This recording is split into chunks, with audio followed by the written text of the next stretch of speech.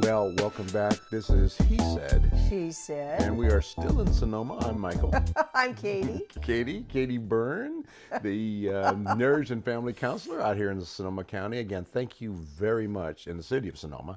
Thank you very much for inviting me into your home and being able to sit down and listen to the things that you have experienced over the years of counseling. Thank you very much. Well, it's fascinating. I mean, relationships are everything. Yeah, unfortunately. And the funny thing is that so many of them fail that it's very, very, very, did I say very enough? Very clear, very clear that we are not doing it right. Yes. You know, and I don't know who's at fault, probably all of us, both of us, and things like that, but we're not doing it right. We talked in our last podcast, and by the way, those of you who are listening, if you don't listen to these podcasts in order, sometimes that's not the best thing, but it doesn't really matter. You can always go back. They're numbered, so if you hear something in a podcast and we talk about having said it in the previous podcast, then go to the previous podcast and listen to it. I hope you listen to them all and listen often. But in the previous podcasts between myself and Katie, we were talking about some of the communication obstacles and some of the pitfalls and maybe some solutions. And we mentioned that one good thing for men would be for them to regurgitate what they heard the woman say so that she is clear on what actually hit his eardrums and what went into his brain. Not what went out of her mouth, but what went into his brain.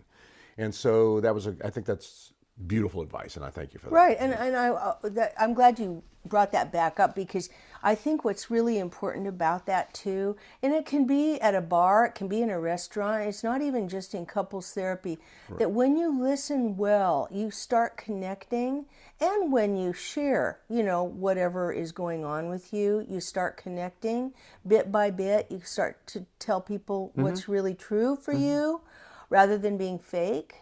But the listening needs to be really very sincere, and that's a learned skill, Yes. by the way. And people don't just pick up, I know how to listen. That's a learned skill, and it's not a big deal. It's not, you don't have to. It's not a 4-year course in learning how to listen. It's just maybe a couple of tips on listening. Exactly. And I mentioned in the previous podcast, which I'll continue to mention because I'm a believer, that couples counseling is really, really a great training ground for good communication and good couples relationships. Even if you're having a good relationship, you should probably sit down with a counselor and have that counselor be that neutral third party who lets you know, by the way you two are talking, that's really good. That's great. I wish everybody would talk like that. Or not. So, well, it's interesting working with couples. I have a couple now that you can just watch them as they start to soften, as they get down under the anger. They get under the, well, you know, you never want sex, or you are so busy that you never have time for me, or whatever the issues are. And as they start to soften and explore, why does that matter? What's really the issue there? Right. You can feel them softening up, and I think it's interesting. Both men and women do have a lot of anger, and there's a tendency in our culture to blame. We watch the news and we see it as something that's happening out there. It's not. It's happening inside us. Right. We're all angry because we're afraid to acknowledge what we really feel deep down under the anger. Anger is just a defense mechanism. Yeah. It's not even actually so valid as what are the needs, what are the unmet needs. Sure. There's a wonderful group called Men Evolving Nonviolently. And the men sit around, they're sometimes required to go because they have so much domestic violence. We have a high divorce rate. We have people suing each other in divorce cases because there's so much anger. And these guys start getting real vulnerable. Yeah, and you had mentioned that in a previous podcast that you think that people should be willing to be vulnerable. And I threw at you that I also believe that they should be responsible. They should be willing to take responsibility. I do want to get into what happens when you fail to have good communications. People get hurt. People get angry. Some people, when they get hurt, they internalize. They're in pain and things like that. Some people, when they get hurt, they immediately go to violence and anger. I don't speak for all men. I'm just a guy who's speaking at the time.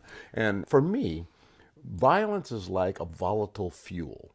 It is a volatile fuel, but it's benign unless you torch it, unless you light it.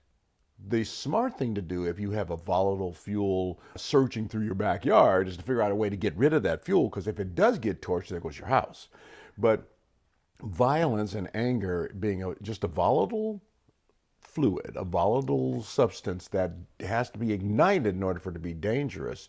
Let's talk about how many different kinds of ways that fuel gets ignited in a failure to communicate, even when people are trying to communicate. They're just not doing it very well. You mind? I mean, yeah, you no, get that? not at all. What I'm thinking about is with this group, the men evolving nonviolently, I think when they get underneath the anger, they have to talk about that 3-year-old inside them, or the 6-year-old, or the adolescent, Right. who really felt beaten up by their dad, or who felt stupid in school, or fat and ugly, or whatever. Yeah. And it's not easy to talk about those things. But I think, to your question, nowadays people are doing emails, texts. There are a lot of vehicles for anger that are so it's sad, because they're losing their family connections. It's basically blame. Okay, but you're saying they're doing email, text, and that's how they're expressing their anger? Yes. Okay. Very common now. Wow. And because people do not want to get real. So, in other words, anger is actually something people are afraid of being seen. They're afraid of their deep wounds. They're afraid of being smothered. They're afraid of being made wrong. They're afraid, you were mentioning earlier, of feeling, if you get mad at me, you know where I go? I go into beating myself up. That's one reaction. I can get really depressed if someone's mad at me.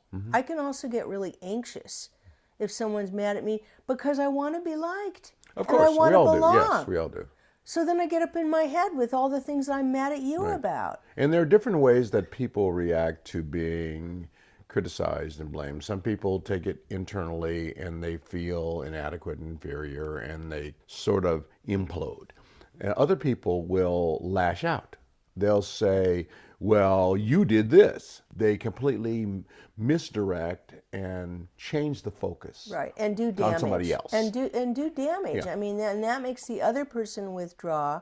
So you get the fight or flight thing, you get the distancer pursuer, and then you quit talking to that person, and it goes back to this thing of, if you do what I call the ostrich thing, if you go into hiding and you shut down, it absolutely puts a wall up so that there's no more connection. Right. And that's the kind of what we have in this world right now, because so many people go to anger and fight or flight, is we have isolation.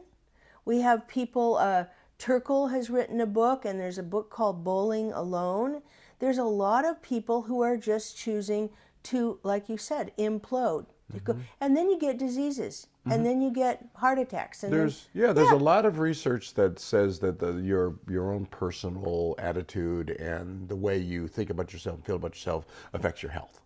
And you get sick, and you get a cold every year and a flu every year, and you have issues because you're just not, you don't feel healthy mentally nor physically. But Michael, can you and I both acknowledge, I'm wondering if this is true of you, Go for it. but for me, it takes courage to sit down and have a conversation with somebody? Oh, absolutely. As you were talking about this, I was thinking about a lot of times when you talk about something, first you set up the parameters and agree that the parameters are parameters that you find accurate. If we say, what is an effective relationship? What is a pleasant relationship? What is a drama-free relationship? It's something like that. And, we don't even have to call it good or bad. But if you're going to go for a drama-free, pleasant, effective relationship, what does that even look like? Oh, we'll have to do a segment on dating because all the guys. Well, we're going to. Okay, We're going to want drama-free, and Yeah. all the women want everything. Yeah, right. We're Okay. going to, because All right. a lot of the previous podcasts, if you listen to these in order, a lot of previous podcasts mention online dating, meeting in the bars, and things Yeah. like that. So we'll get to that because that's important. I think drama-free to me says let's not have emotions. Yeah, it can. It can apply that.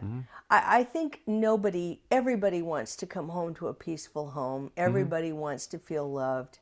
The problem is that we have these other feelings inside and impulses, and we do get angry. I think here's the deal. Yeah, here's the deal. Let me just What lay it out. happens is if you want drama-free, what you're probably doing is you're kind of stuffing what you're really feeling because you want to keep things peaceful, and then guess what? It erupts some other way. Yeah, and that's a bad practice. Right. You're selectively picking and choosing the things you want to deal with in your Right. relationship. Everybody wants a peaceful relationship. Even gangbangers want to live in a safe community. Right. They don't want to live in a non-safe community. Right. Of course not. Right. But Right. unfortunately, they're gangbangers. Right. And they can't get away from the violence in that whole gang mentality. So everybody wants a drama-free life, but they don't know what that means. I think some people know what a drama-free life is or what a healthy relationship is, but they don't know how to get that. Exactly. Especially with the habits that they have. Well, you know, the thing is that we are all triggered. I think it's an interesting word right now because we have so many school shootings, we have so many problems with guns and such, and violence, as you say. But we all get triggered. And by the way, in one study, they say in a better relationship, one person is a high anxiety person and the other one is a more secure person. So that one person can be a little bit more expressive and the other one can help calm the waters. Right. That's that great balance in life. But I guess I want to say that, Michael, in my lifetime, I'm so sad and shocked about the amount of triggering that we have, and we don't have skills to manage our triggers. And the bottom line is we have got to control our anger and learn how to drop down and find out what's under and it. that's really, academically, that is definitely, sure, we all check that off. But how do we do that? Okay, I tell my clients, it's like trying to manage a team of wild horses. That's how hard it is. Yeah, the thing about managing anger and the thing about the violence and all the negative things that happen to us on this planet these days, there are some very, very simple facts. If everybody cared about somebody else, everybody cared about everybody else, cared about your feelings, your comfort, your happiness and things like that, no one would kill anyone. If everybody cared. It's as simple as that. If I care about your family, why would I kill you and take you out of your family? If I cared that you're a father, why would I take a father out of a home? You know what? So if I cared about the rest of the kids in the classroom, why would I come in and shoot up the kids in the classroom? If I cared. Well, so let me just say that I think that the reason why people don't care and they act out with their lack of care is they don't feel anybody cares about them. That is absolutely right. And we are in a system in which when you and I walk out this door today, we are going to come across some pretty uncomfortable situations. It could be a car, it could be a rude person at the grocery store, but we're also going to come across some really loving, kind people that are going to say, I love your hair today. I love the shoes you're wearing, something like that. So we're in a milieu which is not helping us learn. This is why we have to take such responsibility, you and I and everybody listening to this, that for today we're going to be more giving, we're going to be more generous, we're going to be more kind. I tell people it's like going to the club when you're not in the mood. We have to develop. You just have to develop that We're habit. not evolved as a species, but I think that it's such an important topic. Let's do this. And because the podcasts are always so short, we only get to stab at a few things and then move on to another subject. We come back to it over and over and over again over the course of the life of this show, one would hope, from different perspectives. Let's come back another time, maybe the next podcast. Can we just put ourselves in a position where we're trying to offer some suggestions for men and for women on how they can achieve things like healthy communication, understanding and dealing with anger, and coping with violence and things like that, especially in relationships, and then we can branch out from there. I'm ready. All right, so you're listening to He Said. She Said. This is Michael. And this is Katie. All right, thank you. That's Katie Byrne again, marriage and family counselor in Sonoma County. Thanks for joining us, guys.